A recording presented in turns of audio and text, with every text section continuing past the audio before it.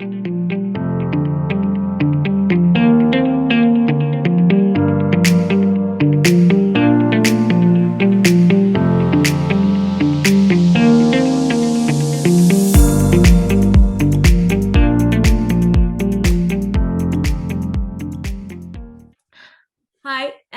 welcome everyone to the Switch Gang Live interview series.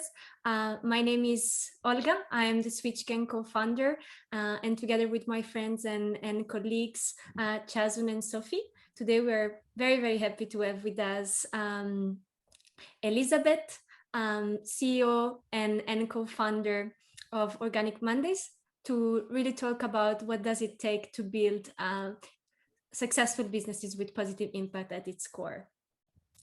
We want to make it an engaging 1-hour conversation. So please, to all the audience, do not hold yourself back from sharing like your thoughts and any question that might come up throughout the conversation. As I can see, some people are already like starting to populating the chat. It's so cool to see that we have actually people from all over the world. Like in our participants list, we have people from Europe, South America, and Africa, which is extremely exciting, and some great expectations. So we have 1 hour. It seems a long time, but it actually runs out shortly. So, and Elisabeth has a lot to tell us. So I would just suggest that we kick off. So our welcome to you, Elisabeth. We are really here to bring to the spotlight great entrepreneurs, and we think you are definitely one of those. So thank you so much for joining us today to share your story. Thank you. I was going to perhaps share my screen. I don't know if that's going to be allowed. Yes, you should. You should.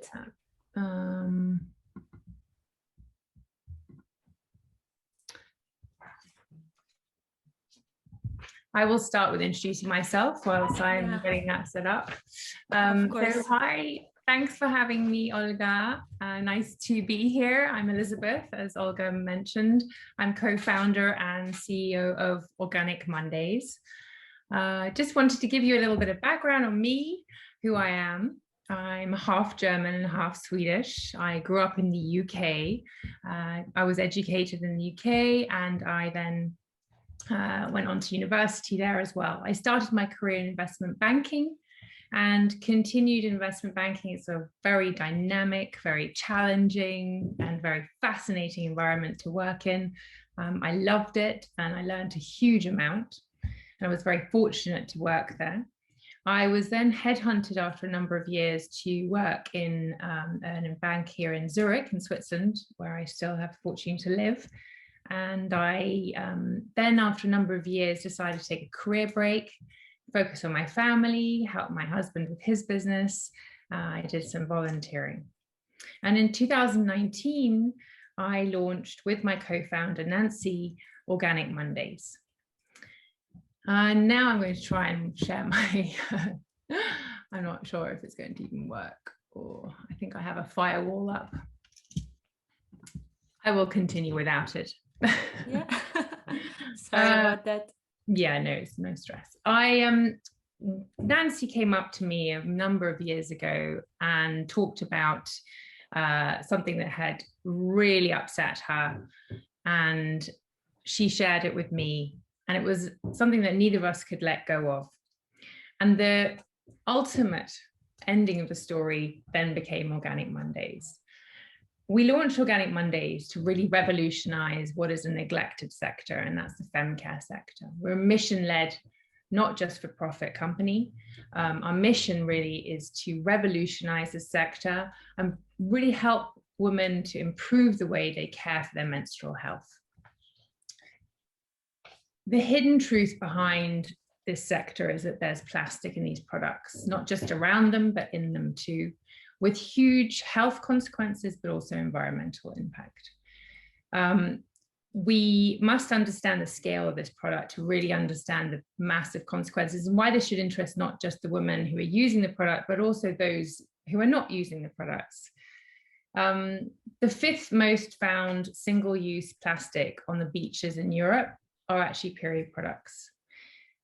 Half the population are using these products for half their lives, and they're using about 11 to 12,000 products in a lifetime. And these products are made of plastic. They're not just packaged. So one of the best-selling products you can find in the market is a pack of pads. They're the equivalent of 5 plastic carrier bags.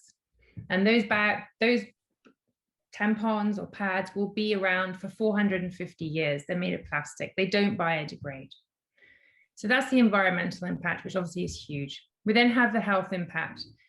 There's clear evidence that these plastics and these products are causing everyday recurring problems, causing things like thrush infections. There are also the beginnings of further research that shows that there are carcinogenic properties there and other sort of very disturbing changes that are occurring in the body due to these chemicals that are in plastics. So Organic Mondays is really here to revolutionize this sector. We offer an easy way for women to access healthier and more environmental products that she already knows and trusts, but offer them really an easy way to get that product to make a game changer for themselves, to really look after themselves in that time. We've come up with what is a truly unique bespoke subscription service. So a woman can personalize a box and really choose the products that she wants. Oh, you found it. Well done, Olga. She can really personalize her offering. And this is a real moment when a woman can say, I'm going to care for this part of my body and this part of my life, which until this day we haven't done. I'll give you something I think it's fascinating. A woman spends about 3 seconds in the fem care aisle in the supermarket. That's versus about 18 to 20 seconds when choosing pasta. That for me is a real demonstration that there is a huge education gap here, that this is something we need to think about more about. And this is where Monday stands.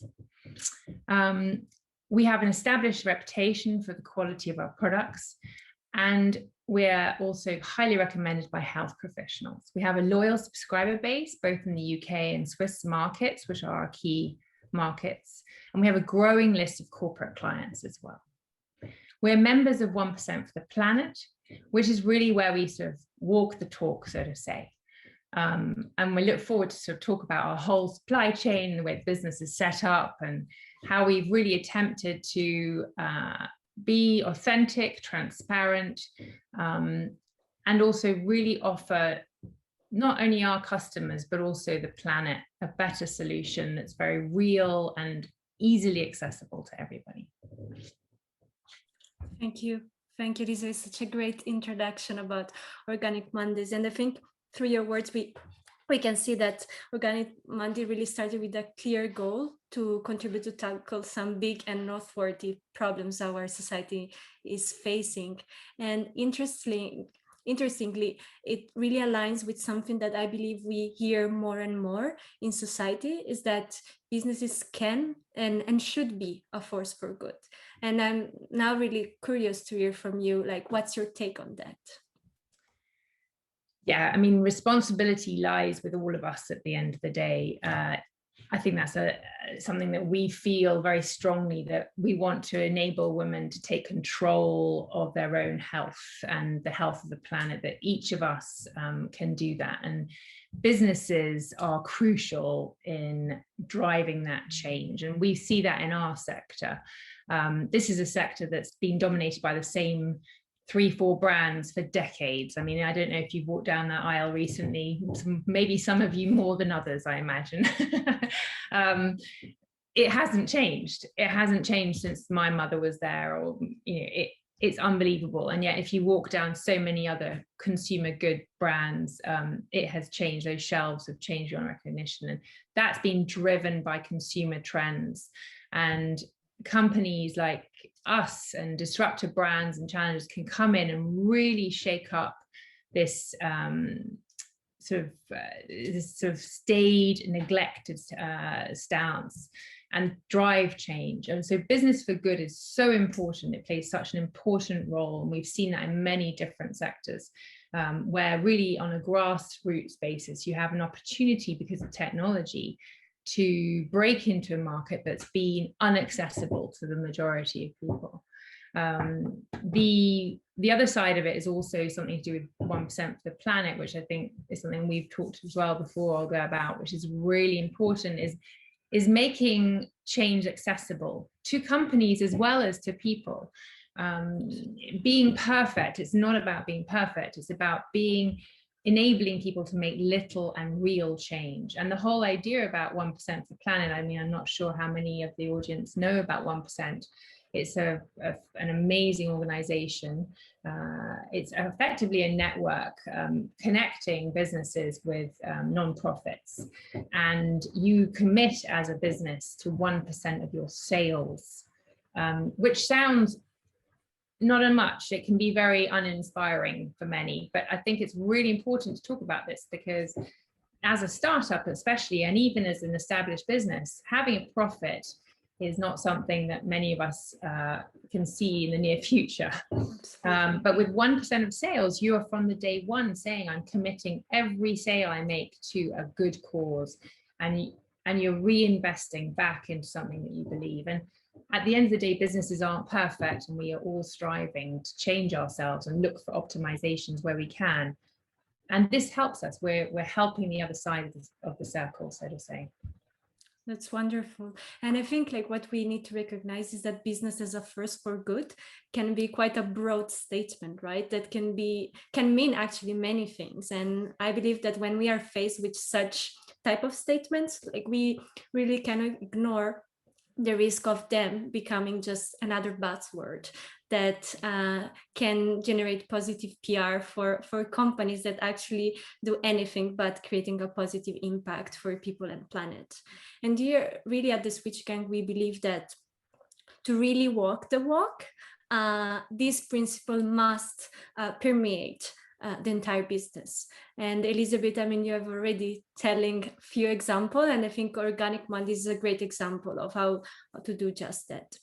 So I would suggest, like, if you just look, we just take like the business model as a reference, as a visual reference of how to break down what a business is all about.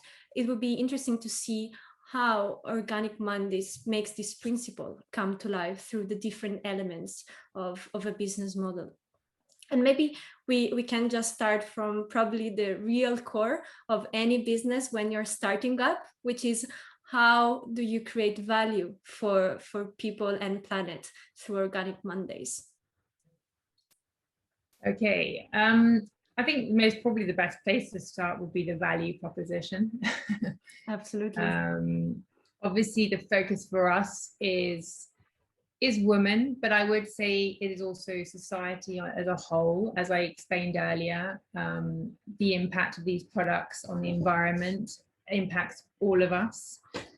This is the age of plastic, and there's a famous quote, plastic in itself is not an evil, it's what you do with it or what you don't do with it.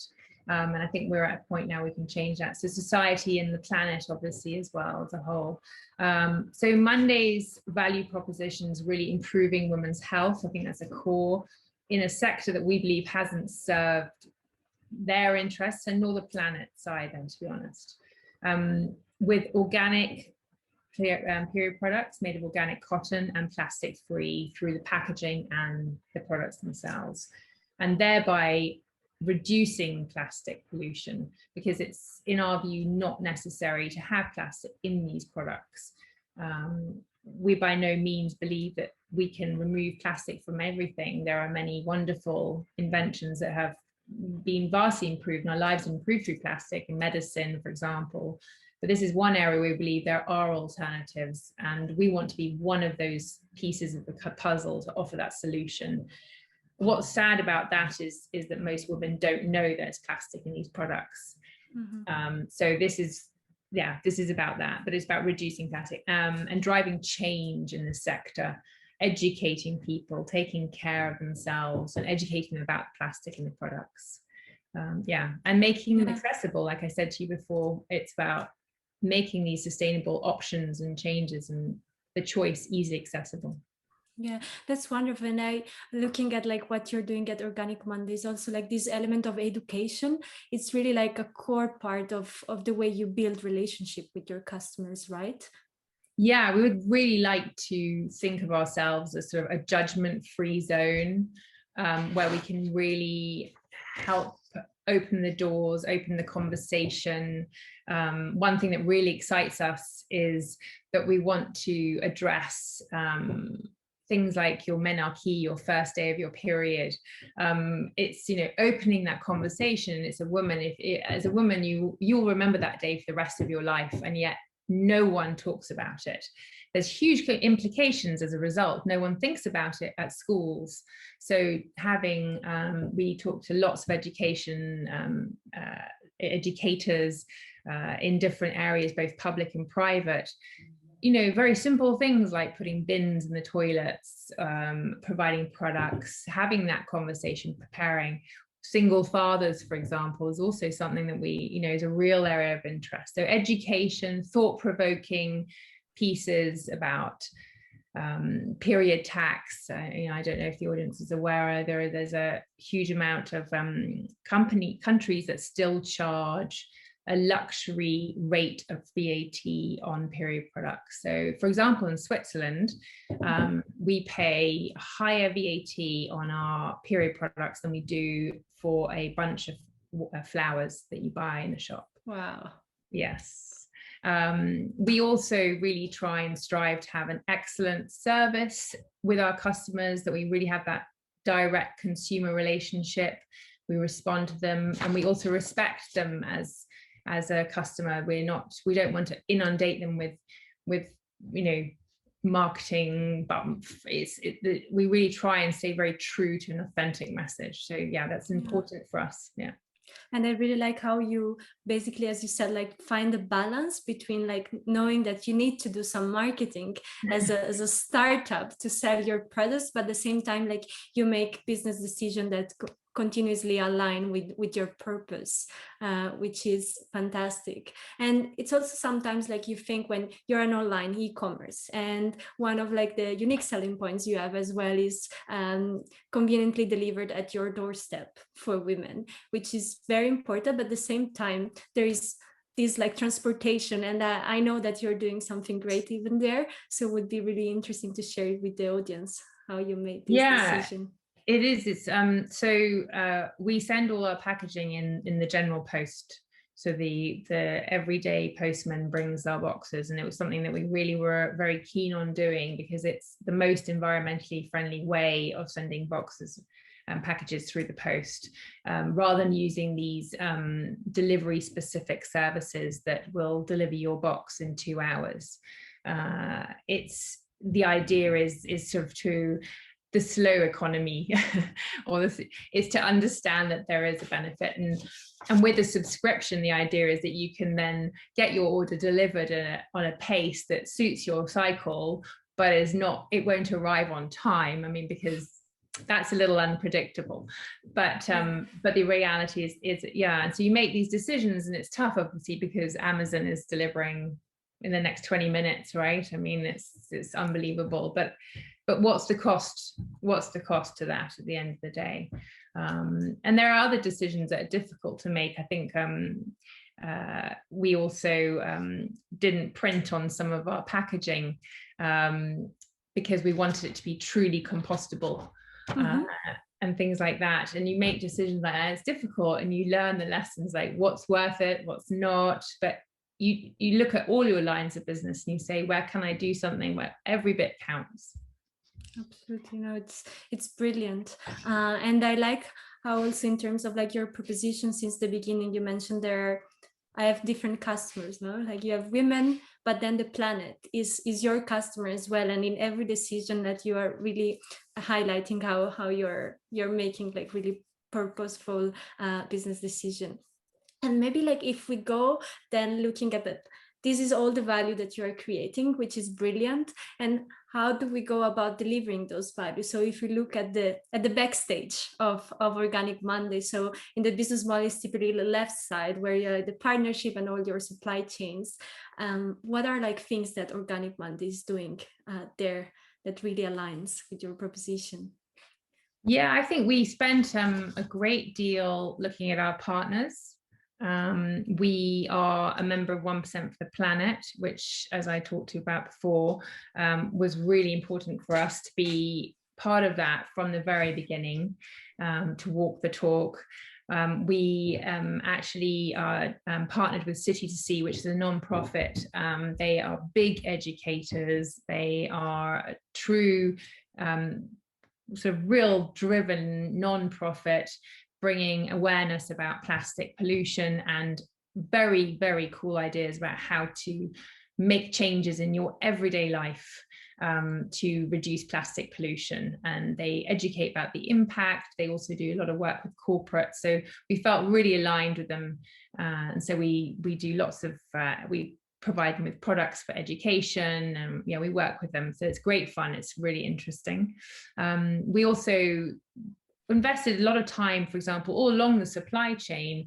For example, a manufacturer, his family, it's a family-led company. It's been in the family for generations. They have great ethics. They work hard. They have great relationships with all their suppliers.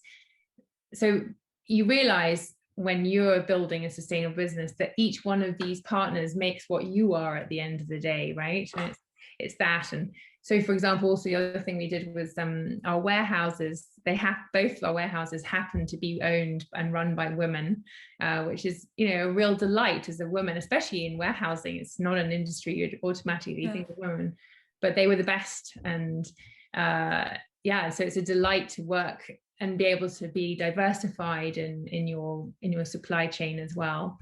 And our packaging, which you can see behind me, is the boxes, for example.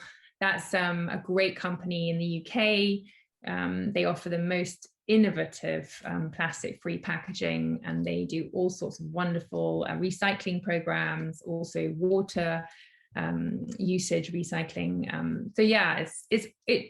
Who you work with ends up being what you are, which is, I think, really important and helps your value proposition at the end of the day, right? Absolutely. And I think like nowadays that customers are more and more informed and really like dig deeper in how businesses actually run, and making sure it's not any greenwashing. Like you really need to be careful about being holistically cohesive with what you're preaching. And that's why I think you really need to look at the entire business when you're building an impact-driven startup like Organic Mondays. And it's important also to find partners that are aligned with your interests, and aligned with you in size, and aligned with you in their expectations. And no one is perfect, and when you look for a partner, you've also obviously got to look that you fit together on a business sense, but it is about, hopefully, that if your success is their success, that you grow together. And that's exciting, I think, about working as an entrepreneur. There is this element of collaboration that is super powerful. And I think it's also make business sense in a way, especially when you're starting up. Like you don't want to have a lot of like fixed costs that are on you, and this element of like outsources and collaborating, I guess, helps also the business. What do you think? We as a startup, I guess you realize quite quickly that things move very fast, and sometimes not always where you think they're going to move. And so the more flexible you are, the better. And what we've really tried to do is align ourselves and find partners who we can collaborate with. So, for example, we have an external PR team who we really view as part of Mondays. I mean, they've created lots of wonderful PR for us, and they have a lot of the same values as us. They work like us. They're also two women, and so it's been a real joy to work with them. But we both then enjoy the flexibility of that relationship, because as a startup, things go up and they go down and left and right, and you need that flexibility. But it's you invest that time in those people, and of course you meet again and again because it works, and it's so it's a joy, and you invest that time and you always get rewarded for it. It's beautiful. It's a win-win.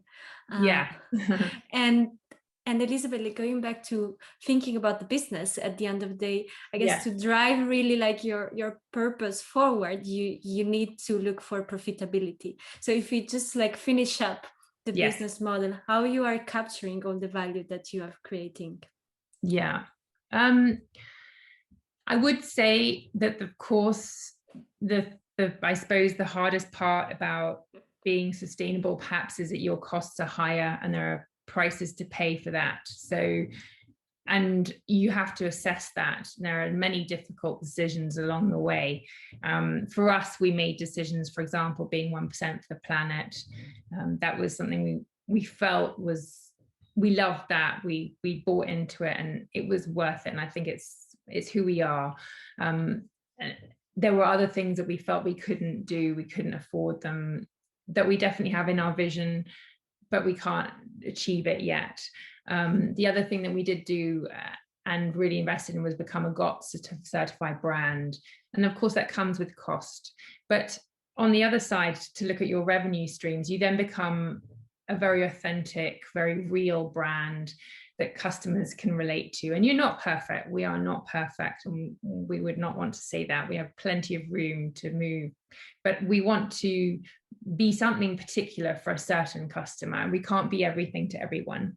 And we're in a real opportunity because it's a big market and there's still a lot of change that can happen here. So I think the opportunity is great, and the revenue potential, I said, the market's worth 43 billion globally, right? It's a huge market and we need this product. So the revenue, I think, will be rewarded in time, looking forward for profits. So I think we have tailwinds behind us where consumer trends are really moving towards this area, organics, healthy products, for example. So, and the subscription model is so ideal for period products. I mean, the repetitive, recurring purchase that no one particularly enjoys and sometimes forgets is so perfect. But on the other hand, you as a customer, we hope what we want to achieve is that every time you get the Mondays box, you're like, I'm doing good. I'm doing good for my body and I'm doing good for the planet. Every time that box arrives, and that's really what we want to achieve. And on the other side, on the revenue stream, we have another really exciting potential, which is working with corporates who are working really hard at the moment, especially about the well-being of their employees. And they all feel also a lot of companies have been looking at diversity and inclusion. And we partner with companies to offer period products in their bathrooms, just like they offer toilet paper. And it's a really exciting opportunity for us because on so many levels, it reaches our mission by opening the conversation, by addressing it as an essential, and really sort of normalizing this product and this category in a space so that at one point we can remove this VAT ranking, so we can start opening up the conversation. So that's for us the sort of two key revenue streams. That's wonderful. And just one detail that I really loved when I went on your website is that women can also choose to have it like the delivery on a monthly basis, but also really adapt and customize their subscription, because you want to reduce waste. Like we don't need to buy 25 tampons if we don't need 25 tampons per month. So just like a quick detail that I really find interesting. And the potential there is huge. I mean, that's something that we are working on is really, I mean, now you can already do it. You can have your box delivered every 3 months, for example, but it's something that we want to start driving more and more, is sort of giving the option of buying bulk or having your box delivered when, one go. And just, because there are definitely potential for that, and you can make, financial savings and environmental good by doing it at the same time. So that's super. It works for both. Yeah, absolutely. And just like to wrap up, I think like we have talked about many things, and in a way, Yes. when you hear them, it seems like so straightforward and logic. But I bet that making it happen is not really like everything is smooth and hassle free. So I'm really curious to hear what have been like the biggest challenges you have been facing till today, and how did you overcome them, if you managed already? I wrote a list. It's really long. But I'm going to keep it short. Cool. Because if anyone else has been an entrepreneur, they know that's true. Well, the subject, it's embarrassing for a huge amount of people to talk about this subject. So walking into any startup arena with investors, with, you know, that whole community, it's just very difficult. We've had comments like, oh, you're fintech, right? And we're like, no, we're femtech. No, fintech. And you're like, no. Yeah, so you get the idea. The other one is that we're 2 female founders. So I think it's less than 4% of VC financing goes to financing female founders. And so that has a consequence when you're trying to be an entrepreneur and create interest in yourself for investors, but also for that whole community, because ultimately that's what they're looking at is how investable are you? So as an entrepreneur, it's difficult. And obviously uncertain times, I'd say COVID has been difficult. That's been a huge challenge. And there's been opportunities too, but you've had to keep very focused and reset yourself and keep sane, healthy, and, you know, keep on top of things and keep your mission in front of you and follow that. So yeah, there's definitely challenges, but overcoming them has been also huge learning and a positive thing too. I mean, talking to people about period products, I think when we were talking about it with investors, I think we realized very quickly that if you talk about numbers, you know, 43 billion market, you know, out there, and you start talking about the number, that's what they relate to. And you just have to pull it away. You have to make it real for them. And that's a learning. So yeah. Brilliant.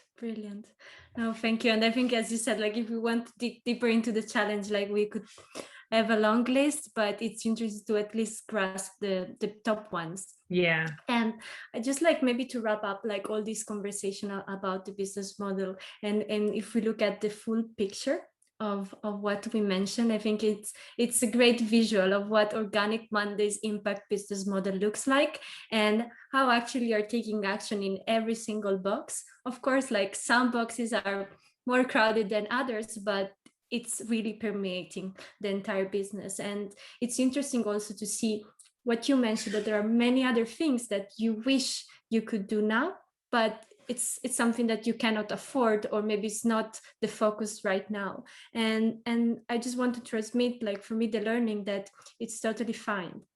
Like being an impact-driven business model, it's really not about being perfect, but really like intentionally making the decision to embark on a journey where purpose comes first. This is what you actually was your red threads across the entire conversation, which I honestly really love.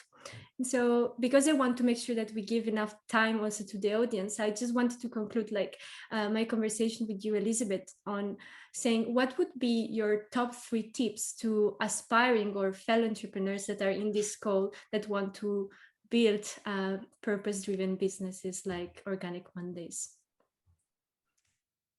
Find a great co-founder.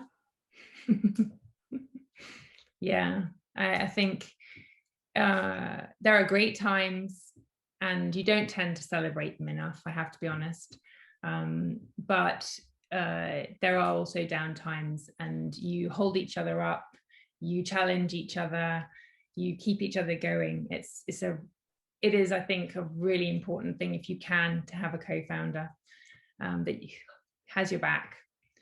My second would be to learn from your mistakes and own them, but also to acknowledge your successes and to learn from them too. It's very I spoke about this the other day with Nancy. She was saying we are very critical, and we talk a lot about where we've gone wrong and what mistakes we've done. But it is also important to understand what you have achieved and to look back and to say it's okay. And it's like, it goes back to what you just said. You're not perfect, and that's okay. And what you are doing is it feels great, and you still believe in it.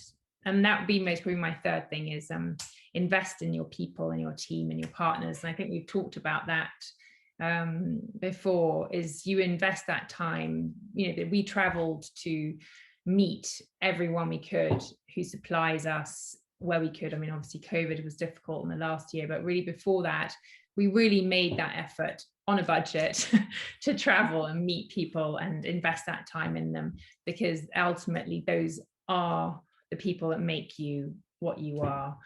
So when you can stand up and say, I know where this product comes from, or I know the quality of it is this, that you've done that work and you've invested in that. That's beautiful, Elisabeth. I love that at the end, it's about people. And yeah, I've been talking with entrepreneurs for the past year, and it's just recurrent thread. Yeah, invest in your people, which is something that sometimes you forget, I guess, because when you're starting up, you're like so around like, how do I make this happen? What's the decision that I have to make? That sometimes we forget about the importance of building a strong team. So now we have like around 15-20 minutes left. So I would really love, I've seen the chat that has been really live. So I would leave the time for the audience to share your question. And please feel free to raise directly your hand. There is the reaction on the bottom right, so we can see you and you can just like jump in. Or if you want to keep sharing in the chat, we have like Chazun that can share the question with us. Yeah, definitely. So there are quite a good number of questions on the chat. For those, if you would like to voice them, please feel free to raise your hand, but otherwise we will pick them up as we go. With that, maybe I can bring up the first. There's one already. Yeah, Nina, go ahead. Thank you, Justin. Thank you so much, everyone, for organizing, and of course, Elisabeth, for being so open and transparent. So my first question, I have many, but my first question goes into a similar direction to what Olga has asked before. And it's around the compromises that you had to make. And I love how true you're staying to your values. And I think that's, I guess, one of the most favorite things that at least my favorite things about you and Organic Mondays. But what was one of the toughest decisions that you maybe faced, or decisions that you had to take because of those values, and you not wanting to compromise those? Hi Nina, nice to meet you. Thanks for your question. I like it. It's difficult to answer. The toughest decision, I'll be very open about this. We took a very good and long look at becoming a B Corp member. It's an organization that we have followed and looked at. We actually went to a presentation. They were here presenting in Zurich not so long ago. And we love what they do. We liked a lot of their values. They work a lot also. Patagonia, who's one of the founding members of 1% for the Planet, is also very heavily involved in B Corp as well. And we actually then had one of our team really analyze and study what being B Corp meant for us at the stage that we were at, which is very early startup, and when we launched in 2019. And we then had to come to the very hard decision that it was not the right time for us to do it, that the time commitment involved and was just huge, and it meant that it would jeopardize us even reaching our mission and we had to take a step back and say, we will do this, but not right now. And it's very hard because I look out there and look at other B Corps and I go, I love that. I love B Corp. It's something, it's a stamp that I think in this day and age when there's so much greenwashing does stand for a huge amount. But we felt that we had to go with the 1% for the planet because it was really a very, very easy communicative way of saying we walk the talk. And I love the idea that you were partnered with a non-profit as well, that you could work with. And yeah, we're hoping to work with a few more actually now as we're growing. So that's exciting as well, to look at some other options. And it's an amazing network and source of inspiration. Yeah, so I love that. So yeah, that was one of our toughest decisions. There are many, but that's probably the one that I feel, yeah. Thank you, Elisabeth. And Chasun, just because I have the opportunity in the spotlight now, I'm just going to take the liberty and add to what you just said, Elisabeth, about you potentially working with more non-profits, etc. So if you had a wish, obviously not asking you to share your business plans, but what would be next for Organic Mondays? What's your immediate, I guess, next wish? With regards to 1% for the planet, or with regards to generally with regards to Organic Mondays, just the business? I think our plans are really focused on driving bigger change within our own chain, offering, as I was mentioning, more options to our customers to optimize their the service and the delivery. So really driving through very personalized subscriptions. And the other side of it is to also really grow on the corporate side. I think that's really exciting because that's a real place where I feel there's a voice that's not being used at the moment, and hasn't been tapped into. And they're so strong on the D&I side that it's such a great fit with what we're talking about. And they're well connected politically, they're well connected, it just fits. So if they start talking about period products in the workplace, I really feel like we're going to start seeing change in many other areas of society. So there's so many battles to fight, but you have to choose which ones you can do. And I think internal changes to our own supply chains to optimize them, and then also external to our partners. Thank you, Elisabeth. Thank you, Nina, as well. So there are quite a number of questions around being a female entrepreneur. You mentioned a bit about the challenges, but if you'd like to elaborate more on that, or suggestions specifically to female entrepreneurs, do you have some? Yeah, I would. I think being a female entrepreneur is no different to being a male entrepreneur. And I think you shouldn't let anybody tell you they're any different. I think it's how you organize yourself, how you are supported, who you network with. It's, obviously everyone, wherever they come from, have different circumstances, and that plays into it. And I think in COVID, we've all seen much more of our each and individual personal lives than we ever did before. Suddenly I was talking to a guy I've done business with for now a few years, and suddenly I saw that he had kids, and it's suddenly everyone's personal life has come to the fore. And as a woman, you have advantages too. We are different to men. I mean, that's the whole point about having period products at work, by the way, is that we have different, we are different, but there are differences, and differences are good. I mean, that's what diversity is about.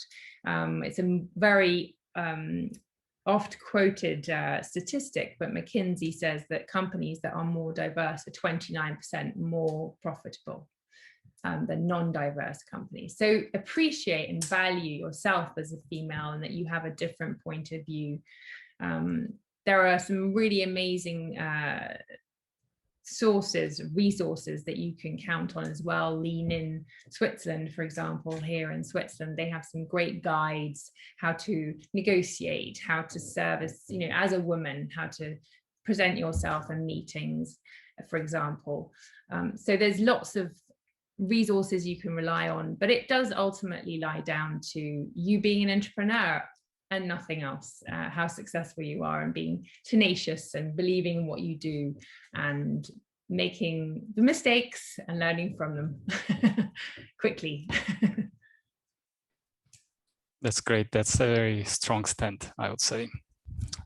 In an industry that's male dominated as well, considering yourself being unequal, I think that's a really strong stand.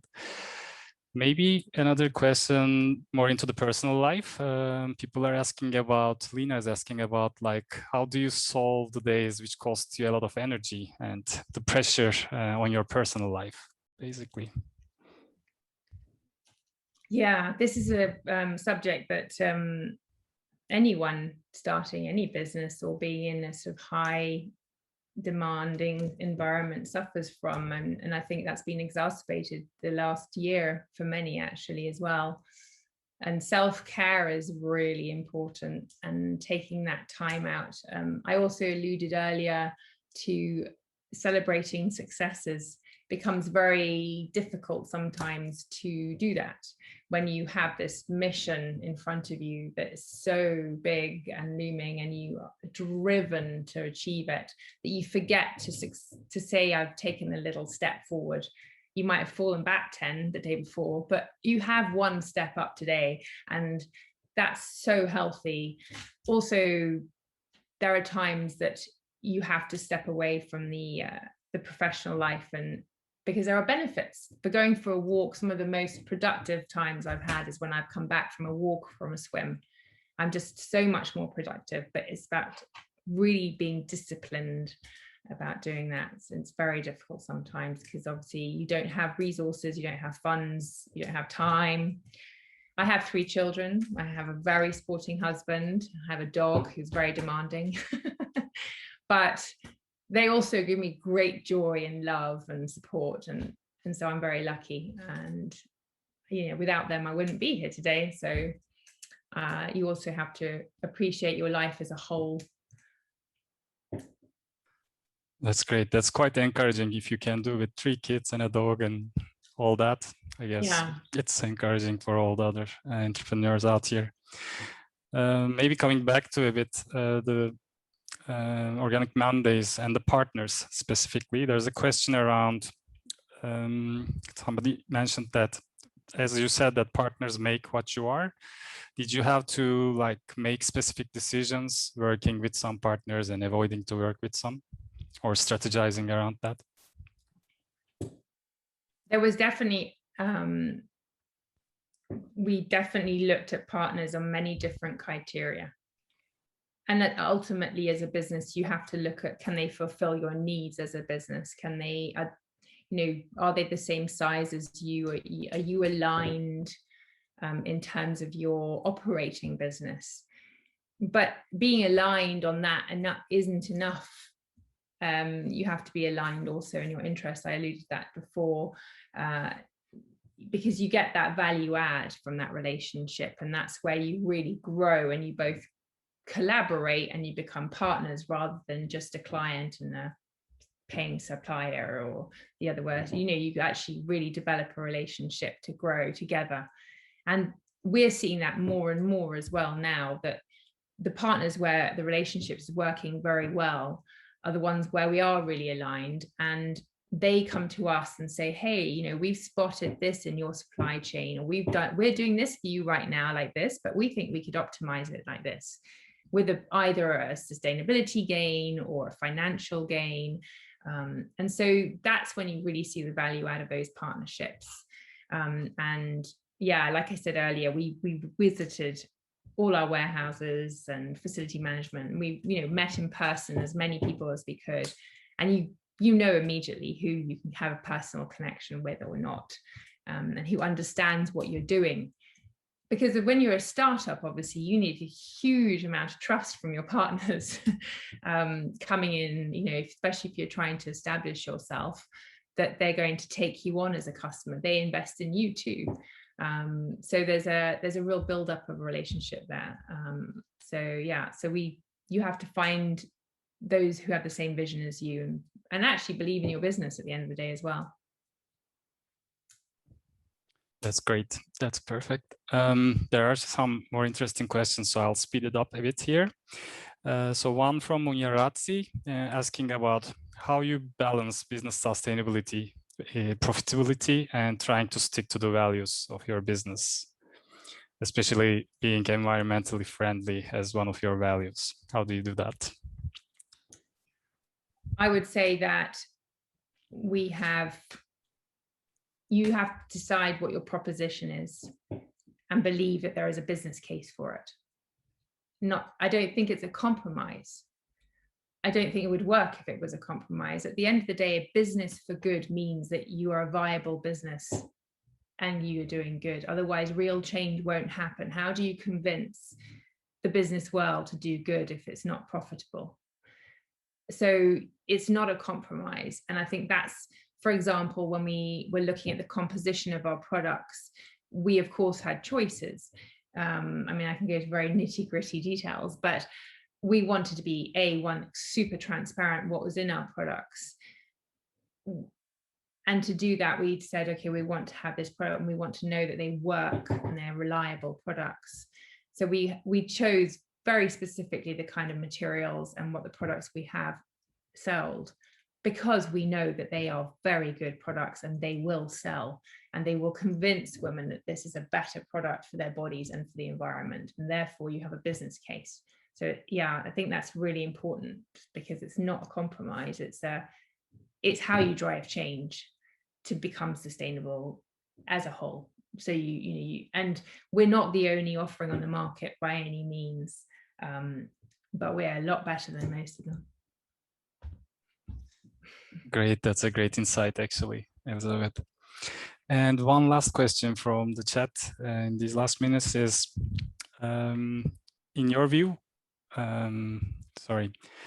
Kule asked, like, do you think purpose-driven businesses like Organic Monday should aim or wish for an IPO one day? Oh, an IPO. Do I wish?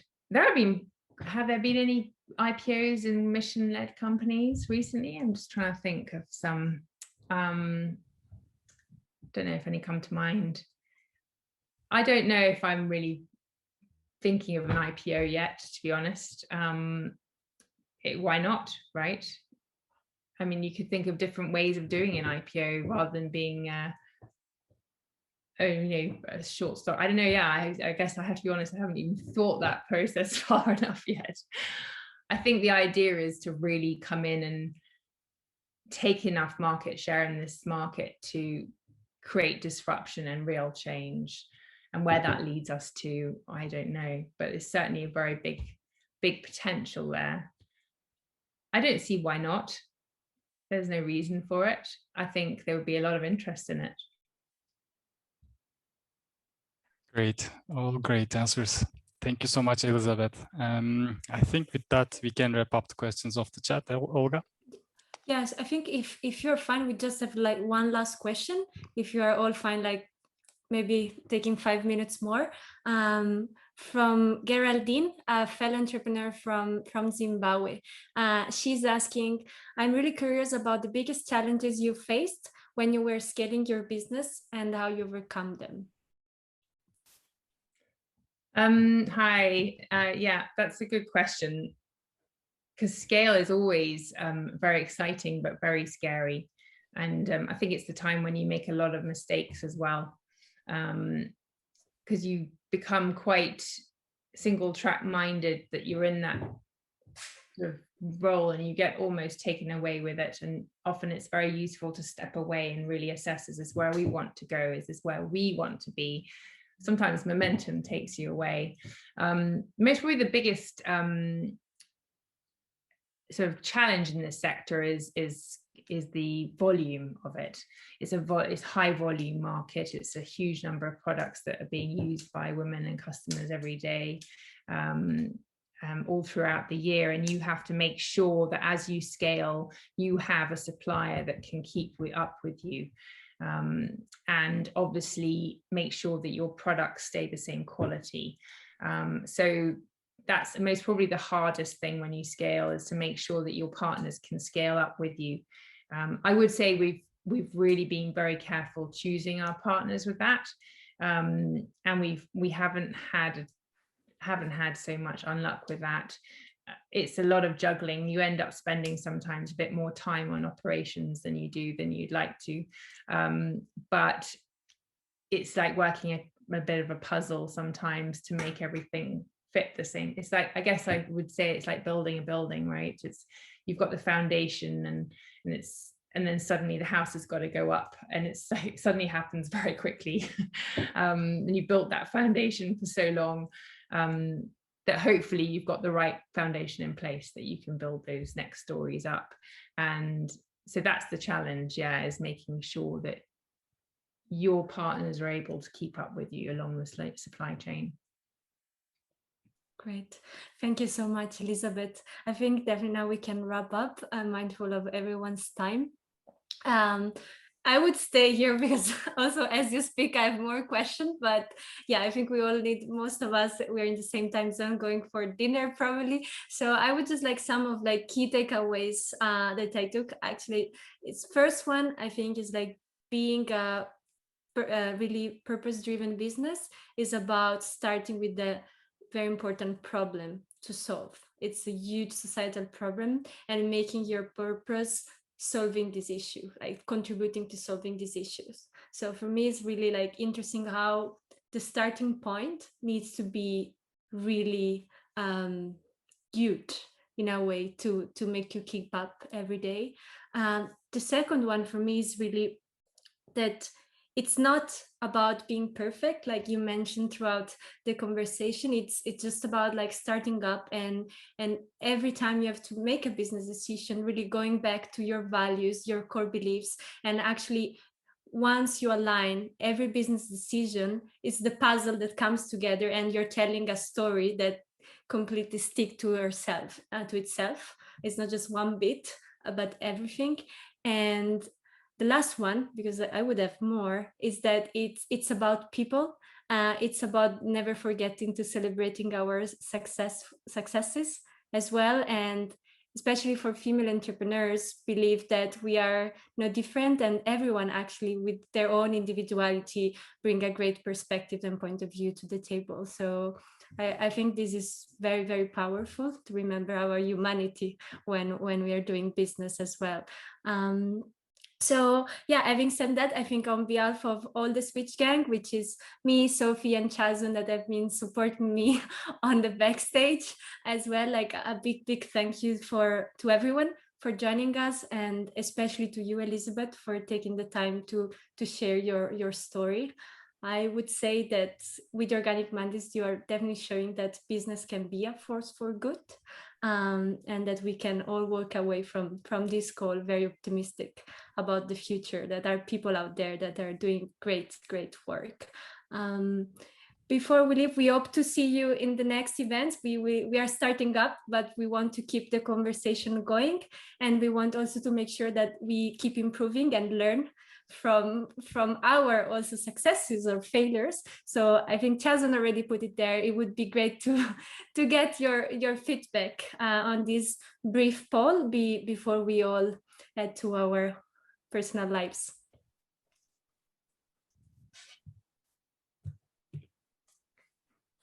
And also a quick survey on the chat. That would take just 2 minutes if you have the time. Great. Thank you, Chazun. And thank you, everyone. Thank you, everyone. For joining us. Thank you. Bye. Thanks so much, guys. Ciao.